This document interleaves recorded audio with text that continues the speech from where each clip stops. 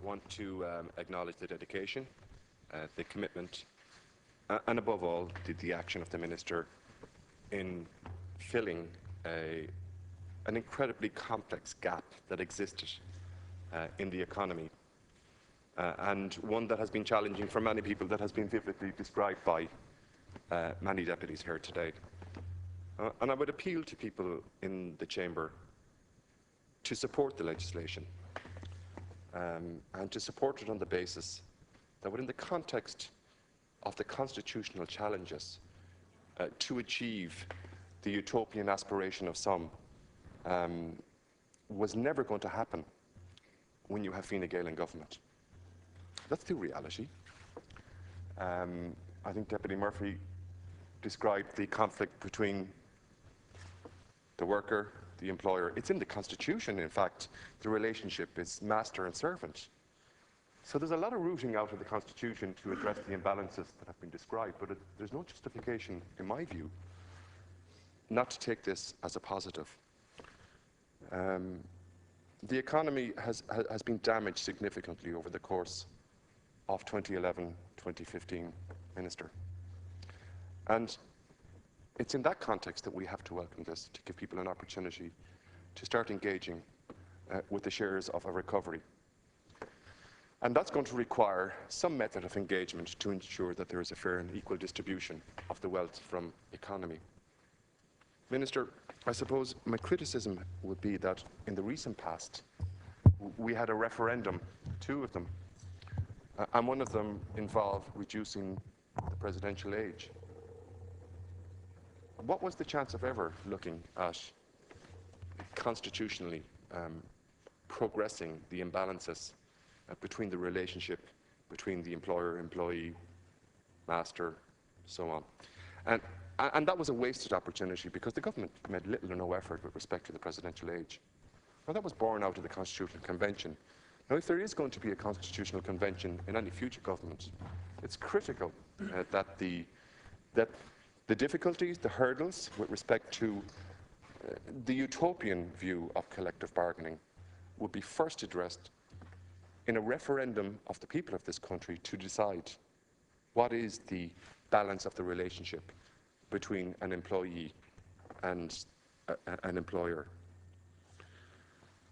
I have no doubt, Minister, that if there wasn't a change of leadership within the Labour Party, that we would not be speaking here today on collective bargaining. But I am pretty concerned about the consequences of the delay. Because what has happened, in my view, where you have seen investment in the economy and jobs, is that a significant advantage has been given to enterprise with respect to competing bottom feeding at the bottom end of the economy. And the result of that, of course, is that a significant gap in time has been created for some enterprises to circumvent the principles set on the legislation.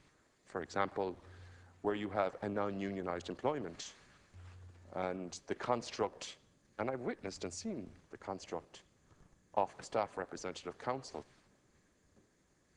How are we going to test how meaningful the substance of negotiation at that enterprise, where a non-unionised structure of a staff representative council could end up negotiating whether or not it's going to be fig rolls, Mikado biscuits, or what's the content of the Christmas hamper?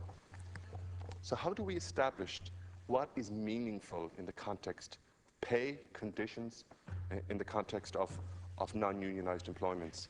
And I think a significant opportunity has been afforded, and it's a huge concession that the Labour Party had given to the economy and to the masters in government, Fine Gael. And I repeat, I've no doubt, if you weren't Minister, we wouldn't be having this legislation today. I've no doubt that Fine Gael have reluctantly given you what was Fianna Fáil legislation. This Fianna Fáil legislation has been dusted down, and essentially you've copper-fastened it with respect to the three core challenges. And the politics of this would appear to be that Monday week ago, you got hopped into selling Aer Lingus, and you needed to have a vivid demonstration to the backbenchers in Fine Gael of the justification for an REA.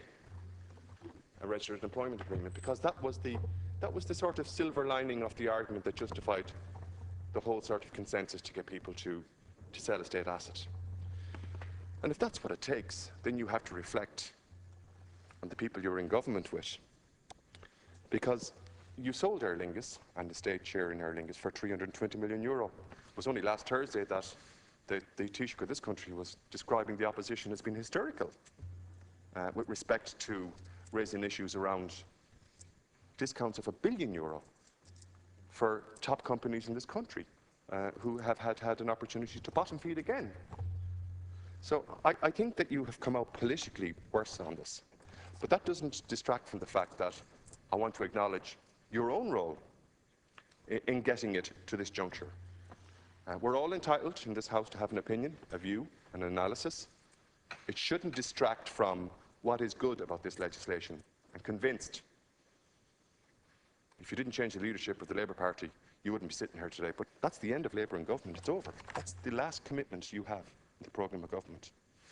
And it took you 4.5 years. It took you 4.5 years to get to this juncture.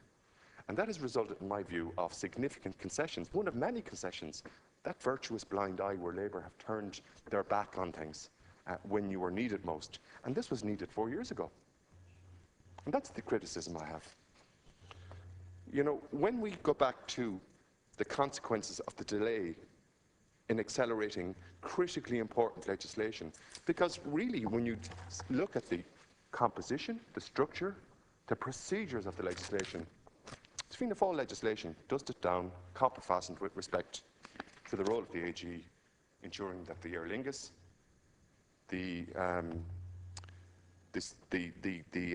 fast food industry, the three challenges with respect to the constitutionality of the previous legislation. Now, that's a pretty poor legacy, that after 4.5 years, the consequences of that on the workplace have been significant. And, Minister, it would be wrong of people, because of the politics of the situation, to reject the legislation. Because I think it would be short-sighted of people in this House not to accept it as a stepping stone for normality, harmonious enterprise-level relationships. And we anticipate that there will be some recovery in the economy that will be real. And in those circumstances, we need to see a formal mechanism where both workers, trade unions, staff representative councils, preferably unions, would have that opportunity to meaningfully engage. But that vacuum that was created for 4.5 years is it's an issue about legacy politics, because much of the investment that have taken place has been investing on the basis that they can circumvent the legislation and that they can provide and handpick their staff representative council, they can handpick their negotiation team and say, this is the agenda. And I want to hear assurances from you, Minister, that there is going to be a real test with respect to non-unionised employments, where efforts have been made to provide for a staff representative council. And there has to be some element of testing the real gains that are made in non-unionised staff representative council vis-a-vis where you would have the proxy organisation of a union organising around a non-unionised employment, and where terms and conditions of employment are less than a unionised employment. Because that's the test. The test is that are the terms and conditions in this hotel, which is unionised, for example, less in a non-unionised hotel. But where you have a staff representative council, what is the mechanism to ensure that it's meaningful? That we're talking about pay, conditions, pensions, health and safety, that it's meaningful, that it's real, and that people are not acting in bad faith to superficially act around the spirit of the legislation. And I don't see that copper fastened in the legislation, Minister, but it would be wrong of people to come in here ideologically to kick the government on this. The legislation, it's as good as it can get, because the groundwork was done prior to this point. My only reservation is 4.5 years late. Pretty confident it wouldn't happen if you weren't there. But these are the benefits of getting rid of the last leader of the Labour Party.